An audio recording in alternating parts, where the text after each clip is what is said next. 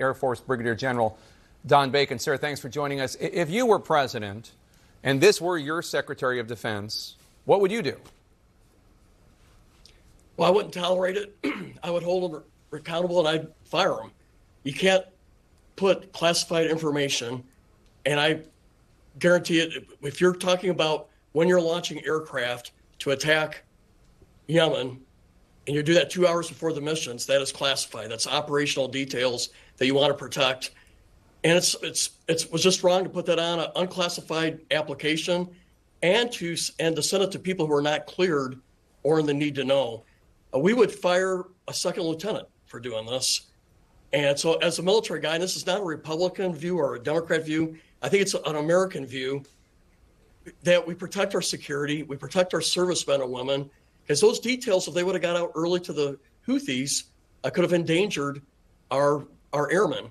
And I guarantee you, Russia and China are all over the Secretary of Defense's cell phone, and they got hundreds of people focused on his phone and what he's putting on that, because he is like the top priority target for their signals collection.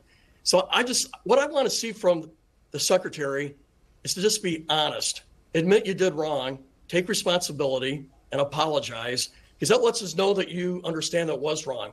When he does not admit to it and tries to obfuscate, that further lowers his credibility on this. He's got to come clean and be honest and just take responsibility.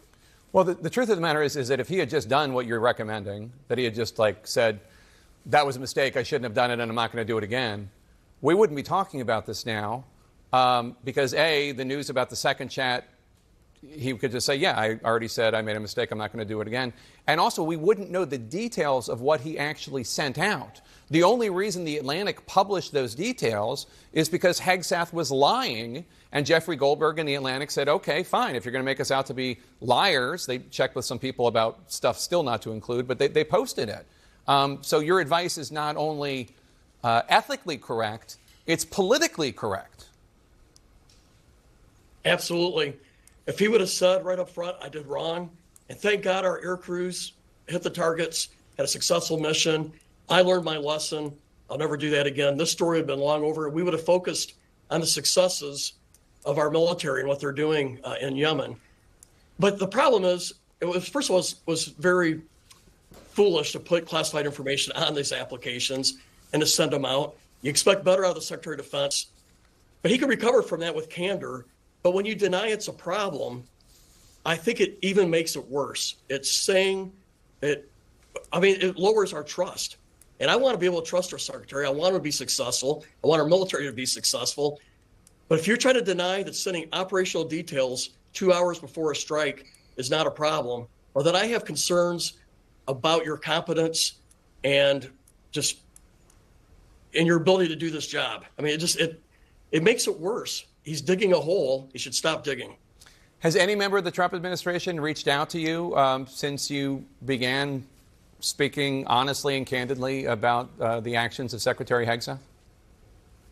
Not on this topic, no. We've talked more about the reconciliation bill. I've had multiple meetings on that. And again, I wish the president success.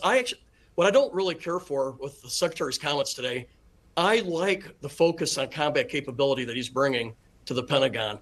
So I don't come forward trying to undermine his strategy or his desires to talk more about combat performance, combat capability. I embrace that as a 30-year Air Force guy and retired general. No, I'm literally focused on putting classified information on an unclassified system. It's a violation of operational security. And I just feel like it's obfuscation, as you already mentioned in your lead up to this, and it's just not being candid. We want him to be successful, but he's got to stop digging this hole. Why do you think you are the only Republican official on Capitol Hill, as far as I can tell, who has said anything like this? Well, I have had people tell me, Don, it's just inexcusable putting classified information on an unclassified system. So I have heard that from my peers. But I think in my case, because I was an active duty general, retired 11 years ago. I was a signals intelligence officer. My job was to collect on the bad guys. I happen to know that I was being collected on for the time I was at Ramstein Air Base as the base commander there. was being collected on when I was in Iraq. So I know what the other guys are trying to do to me. I know that we have some of the best signet capabilities in the world. So I understand what's going on out there. And I think probably more troubled that our the most senior of our senior leadership is putting operational plans, operational details on a device that I know the Chinese and Russians are working overtime to collect everything on that. So I think I see it in a black and white way, and I don't see any ambiguity. And I don't say this as a Republican or Democrat. I say this as an American, as a veteran. We want our servicemen and women to hit their targets and come home. And we thank you for your service, sir. Republican Congressman from Nebraska, Don Bacon. Appreciate it, sir.